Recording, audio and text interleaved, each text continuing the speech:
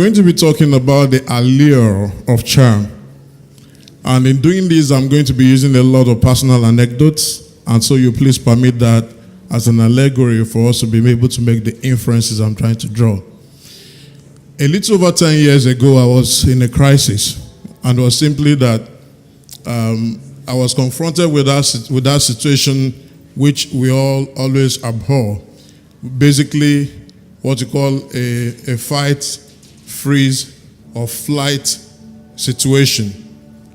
What was clear was that I had to make a decision. I had to take a decision whether to be frozen in the same place or whether to take flight and move on.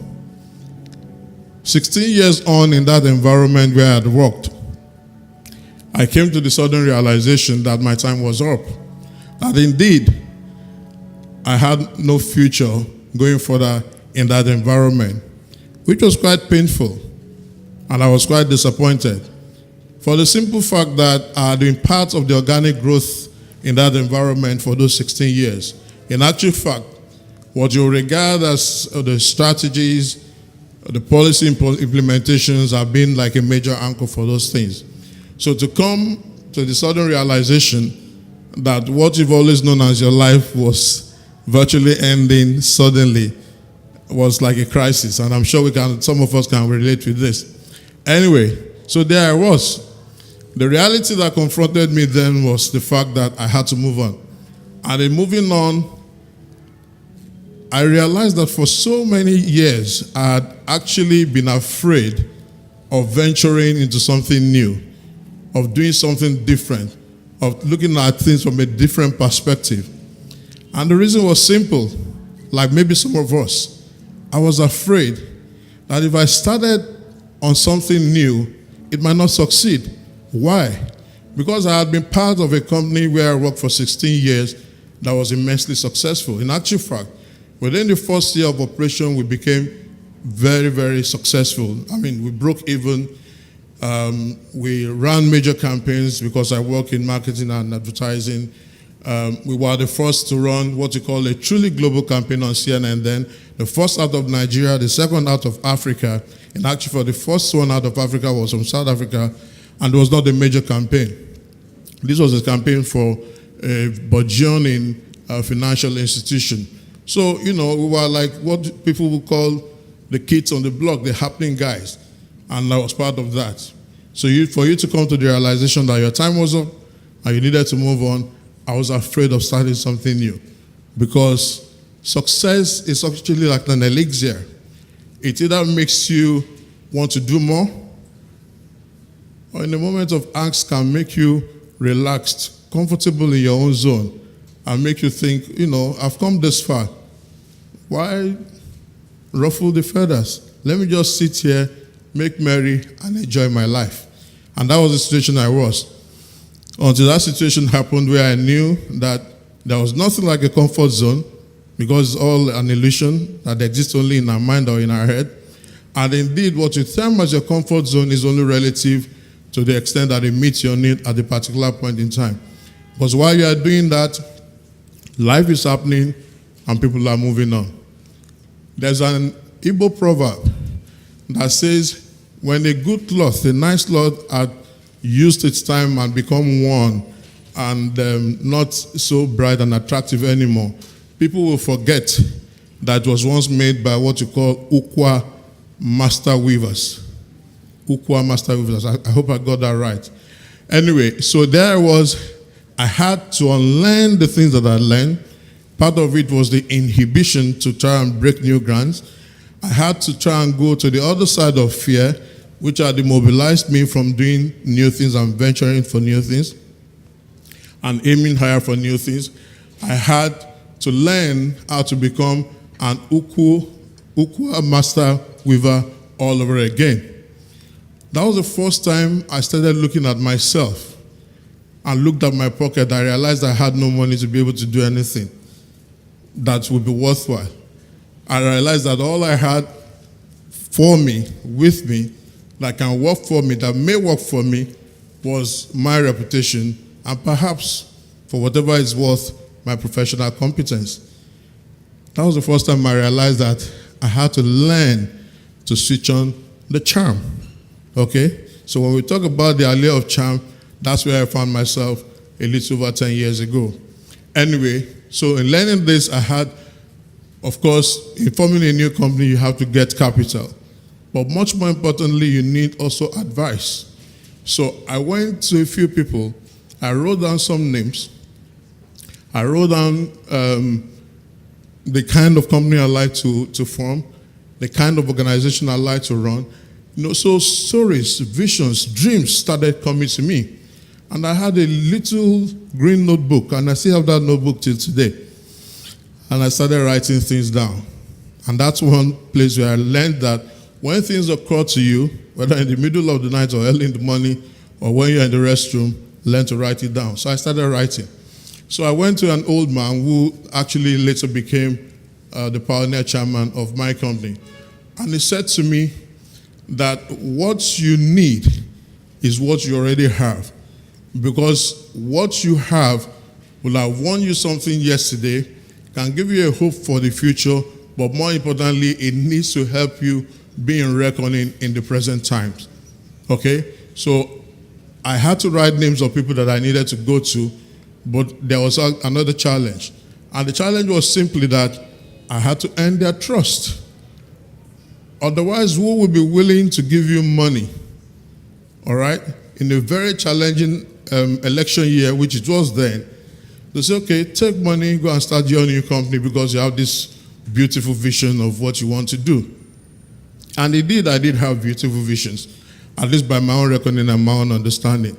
I was going to run a very youthful organization. I said so to myself. Why? Because during part of my sojourn, I had met somebody who, in my observation of how successful he was, I noticed that he had a lot of young people around him. And he said, Tunji, you know the reason why I'm successful? I let these people's dream motivate and drive me. They get validation for those things that they do, or you can just sit down like the driver and just make sure that you guide them, so you are not in competition with them. I took that as my number one learning. I said to myself I was going to form a learning organization. Why? Because I also realized that you cannot use yesterday's solution to solve today's problems, because the entire environment is always dynamic. At least in advertising, we know that. And that's why you talk about your consumers are like moving targets. What is of interest to them yesterday is not of interest to them today. The choices that were open to them yesterday is not open to them today. They have other things that is contending for their attention. So I also took that on. Anyway, long story short, so I had all of those things, and I had to look for people who needed to invest in what we were doing. Again, I came across the fact that there is no way you can switch on your charm if there's no substance. There is need for you to have had substance which is weaved into your own reputation before you can, use it to inspire and to propel the new things you want to do. Because people are going to ask you questions. They're going to ask you, can you be responsible and honorable with the little things we are going to trust you with? Can you be selfless in your understanding of dealing with people, understanding that he who must lead must learn to serve? Can you be subordinate in your approach and in providing solutions to people's problems, which means that you're not thinking about yourself and you're not thinking about material things first and foremost. Anyway, I realized again, as much as I've known in the business of marketing and advertising, that when people want to make a purchase decision, it's about the estimation of the value that they find in the product, in the brand, or in the service that they're buying into. So you cannot bamboozle them like so to say. So what is in you? What are you considered of that can help, push you along the way of activating your charm? That was the situation where I found myself. Desmond Tutu says our humanity is entwined in each other, and we can only find that validation and realization that our humanity is directly proportionate to our well-being let me put it this way, is directly proportionate to how well we appreciate the other person. There's no way you can give what you do not have. You must respect humanity for you to be able to make progress. Now, in doing all of this, I didn't understand that even when you activate the charm, what I call the charm process, you actually are giving birth to a whole load of stuff. So part of the vision that came through in forming a new company, in forming a new organization, in breaking new grounds and in doing new things was that, we are going to look at the society from a different perspective, understand the need state of what the society wants, what our consumers want, what the clients that will be dealing with us want. Because by extension, what they want is what will give us the commercial value that we're looking for. All right? So there we were. We were then succeeding in these things. We were able to raise the capital we wanted. We were able to form the company we wanted. We were able to get the kind of people that we wanted. But in the realization of activating this charm, certain things then came through. Number one, part of my determination was that I was going to be forming a company with people that I've never worked with before. And that was exactly what happened. So invariably, I was not going to be able to charm my way, if I did succeed, which I did, with people who are going to grace the capital, but also with the people that I was going to be executing the project with. So it means that I had to charm them, so to say, to see the vision the way I saw it, and for them to be able to establish a place for themselves in the future that we are going to build. That was the story. Anyway, long story short, we found ourselves that in doing all of this, we had to go back to the understanding of the tenets or fundamentals of and principles of marketing, which were some three things. Number one, the power of physical appearance. So when you're talking about charm, you're talking about the sum totality of how people see you, how they estimate your worth in terms of how you look and how you carry yourself. That's extremely important, and I think that's called packaging. All right, they call it packaging in these days and time. The second thing is the worth of your intellectual capital.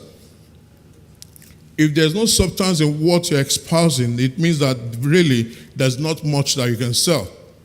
We're all aware of what happened yesterday, I believe, in America. Everybody has been talking about the presidential candidate for the Republicans not having a lot of substance. And there's a way that catches up with you. And so your intellectual capital must have depth, and that, I think, is what they call positioning. The third thing you need to have is the understanding of the power of the commercial value that you can bring to the table. If you are not able to bring any value to the table, then you cannot talk about any charm, because your charm will fall flat on its face.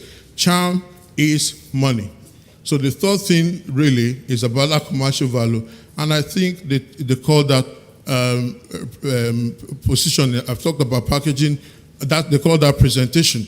So it's very important that when you understand all of these dynamics, then you need to go along the roads that makes you different from the others. But your difference in the others is also similar to what their stories and their history is. Coming to the issue of Africa, we realized that we were not going to be operating as a Nigerian-based organization alone. So 3 years ago, in going into the rest of Africa and in real times and setting up businesses, we tried to understand what makes us Africans, what makes us similar, or what makes us dissimilar. And we realized certain things. Number one, that we are very, very, very similar in our approach to doing things and to getting solutions. In actual fact, there are fewer things that separate us as Africans, and there are more similarities in the things that define us as Africans. The first speaker spoke about Africa and talked about what they call knowledge. The knowledge capital is here in Africa. In actual fact, what we discovered is that the data that is always espoused about Africa always err on the side of error, and deliberately so. They never want us to realize that Africa indeed is the last frontier. When you talk about the 1 billion strong continent, a 1 billion strong market that is the fastest growing around the world, where you have other parts of the world that are stagnant or flat, where they can't even bear children again, Africa is where things are happening. So in essence, going into Africa charming your way into Africa means that you need to understand Africa and Africans. Doing that, we did come to the realization that we all have stories to tell. Our stories are very similar, our narratives are very similar, although there are certain weaves, there are certain things that seems to make us different, but we are very, very similar in our, in our entire orientation. Africa is open for business. We realized this 9 years ago, and part of the DNA that formed our organization was in this Kenyan proverb that says, "Learning, traveling is learning." So we said to ourselves 9 years ago, every year we'll go into a different African country so that we can learn about their customs, we can learn about their ways, we can learn about their morals, we can learn about their culture, we can learn about their people, because in doing that, not only would we understand the essence, the import, and the power of charm, but it will help us to position ourselves better for the future that is open to Africa. 7 countries we've been to in the last 9 years. All over Africa, Northern Africa, Eastern Africa, Southern Africa, and especially West Africa. 60 people every year. Now that's a remarkable thing to do. And I think that's the power of charm. If you want to clap for us, clap for us. It's not easy. Every year as a group, 60 people, we've been to South Africa, we've been to Ghana, we've been to Gambia, we've been to Senegal, we've been to South Africa, we've been to Ethiopia, we've been to Benin. Where else have we been? 7 countries in all. But that's not the message. The message really is that there's a shortcut to charm. And that realization came to me personally about 2 years ago. I have a friend who lives in Netherlands. His name is Tunji Olugbodi. He runs a company called African Web TV. And he started a series about 2 years ago. And it's called The Smiles of Africa. And in doing this, what he did was to visit a lot of African countries and to visit a lot of Africans in diaspora, recording their smiles in the face of triumph, in the face of adversity, in the face of prosperity, in the face of different dimensions of experience and living. And what you'll find is that those smiles, and you can literally log on to African Web TV, Smiles of Africa, please do that. What you find is that those smiles are so powerful that it encapsulates everything that charm and charming should start for. So I asked this question: what if all we are required to do, all that we are supposed to do, is to settle quarrels and settle disputes with a smile? Just imagine that. That for the people fighting in Southern Sudan, they can smile at each other and then it will go. For the people of Aleppo in Syria, that a smile across the table can make this happen for them. The A to Z of charm simply means that you must understand that you cannot overload it over other people.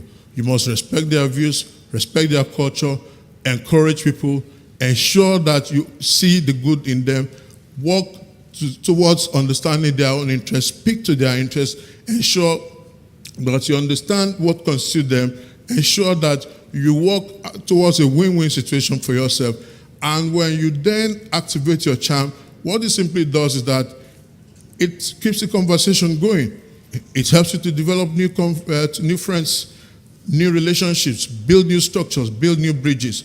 After all, this famous adage actually comes from Nigeria, that it's better to build bridges than to build dams. God bless you. Thank you for having me here.